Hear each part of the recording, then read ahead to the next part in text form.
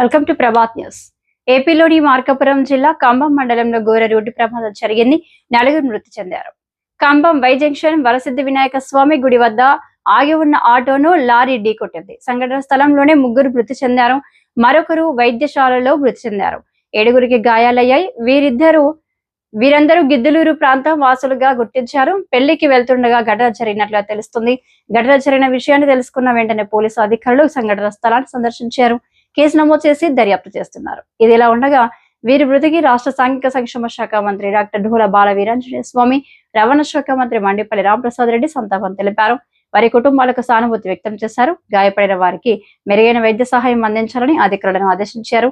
శుభకార్యానికి వెళ్తూ ప్రమాదంలో మరణించడం తమ మనసులను కలిచివేసిందని ఒక ప్రకటనలో తెలిపారు.